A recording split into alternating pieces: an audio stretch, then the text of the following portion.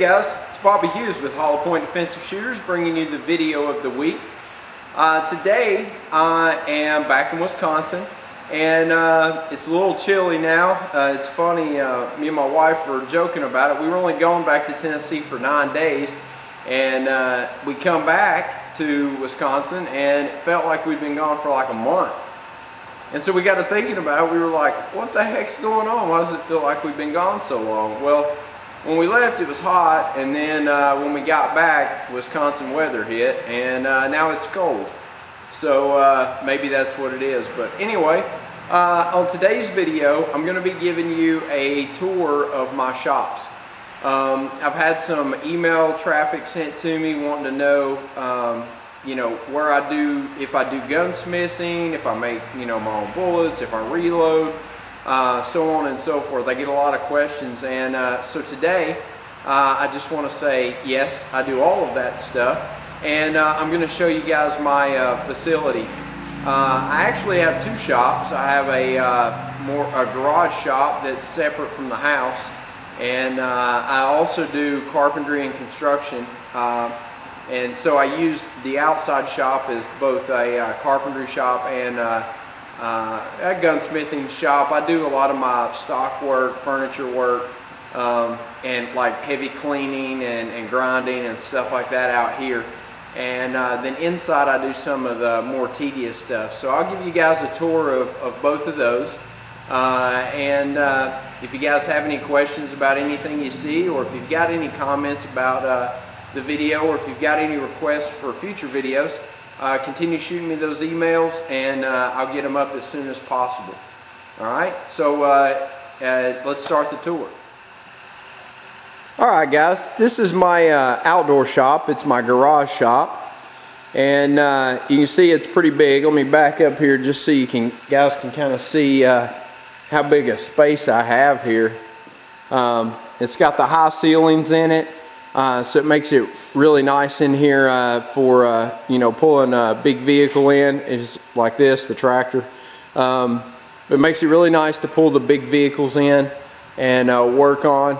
During the winter, with all the snow and everything, I'm kind of limited on space in here, because when we get both vehicles in here, it's a little cramped. But I have a full-size table saw, and then of course a router table. And then this is kind of just my catch-all rack. Everything small gets thrown on the rack here. Got a contractor grade miter saw. And then this is my bench here, one of my benches. This one I use, it's kind of a catch-all bench, I guess you could say. I use this for gunsmithing as well as carpentry work if I'm doing furniture work or whatever. And I also do all my grinding and wire brushing on the bench grinder, and just try to keep everything neat and organized. You know, I've got my rigid job box. I lock all my power tools in there. You can see I've got nail guns and drills and sawzalls and sanders and basically everything. There's even a welder in there. There's my little shop compressor. And then kind of give you guys the pan view here. There's another bench over there. It's kind of loaded with a bunch of crap right now. And then I just picked up some lead wheel weights, and I've got them laid out right now drying. I've just got them all sorted out and washed, and so those are drying. And tomorrow I'm going to start making lead ingots for casting my own bullets. This is kind of my setup here for making lead ingots. I've already got all that set up for tomorrow morning. Gonna get started bright and early on that. But anyway, that's my shop set up, the outside shop. So let's go inside and I'll show you the inside shop. Alright guys, now we're inside, and I'm going to show you guys my inside shop here. Small little room here. It used to be a full-size bedroom, but we live in an old farmhouse, and now that when they went to do the remodeling on the bathroom up here and make it bigger, they built this wall in here. It's a corner now, and so it makes a neat little storage area. I wish my camera would zoom out a little bit more, but this is about as far out as we're going to get. Anyway, this is my inside bench, workbench here. It's real small, but gets the job done. I have a Lee Loadmaster progressive press, and that's where I do all. This is where I do all my reloading at. And then also I got a lot of my little tools in here that I use to work on my press, and also do some you know, minor stuff as far as like maybe if I've just rebuilt a gun and putting it back together.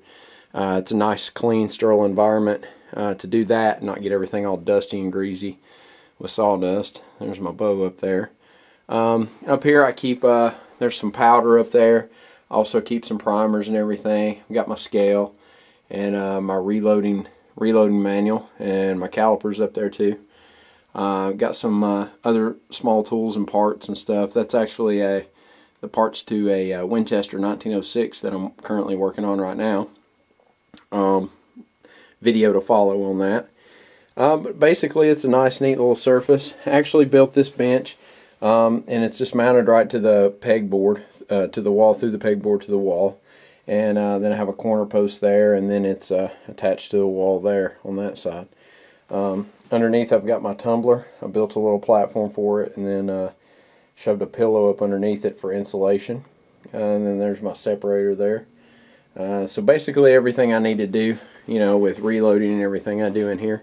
My gun safe there, and range bag, and then over here is more storage. I keep all my loaded rounds up here on this shelf, and it basically goes almost all the way across there. I've got some pyro stuff back there, and more press parts. And then down here I keep all my bulk brass. You can see some bulk brass there, and then my reloading bullets, and then gun cleaning supplies and other tools, and more cleaning supplies and whatnot. I don't do a lot of the cleaning in here. I do it mostly all outside, but I just like to keep everything in here because it gets so cold here that a lot of my stuff will freeze up and gum up and everything else, so I like to keep it inside. Anyway, one more pan across here for the video so you guys can kind of get an idea, and then I'll back out here so you guys can get a full view. Like I said, it's not very big, but it gets the job done. It's a nice neat little place. I come in here and turn the radio on and lock the door, and that way the wife can't come in and bother me. But anyway, that's the end. If you guys enjoyed this week's video, it's kind of short and sweet and to the point. Like I said, I just wanted to give you guys a tour of the area that I work in.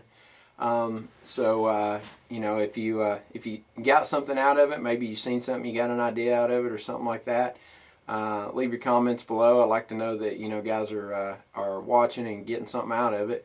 And also click that like button. It just lets us know that you care.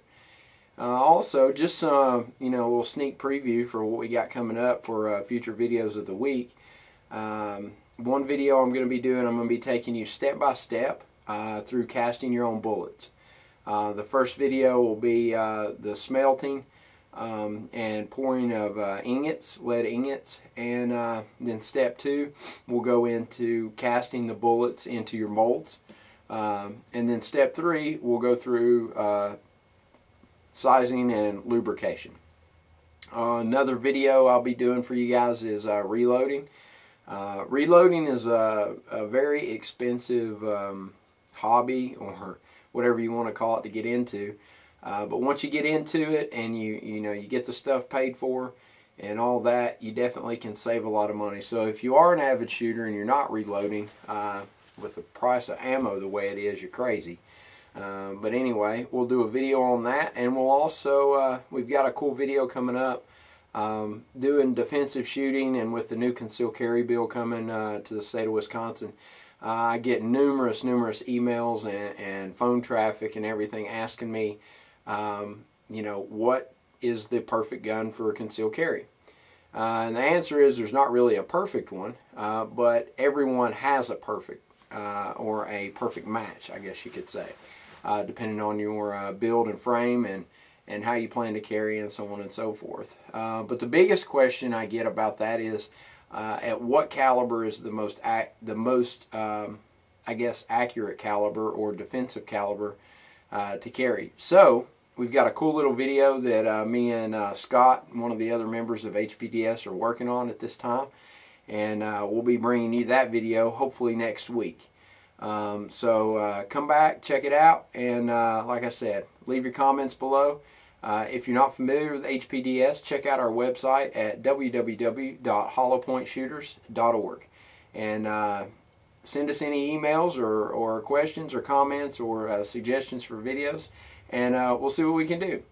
As always, have a nice day, and get out there and be safe shooting, and most importantly, have fun.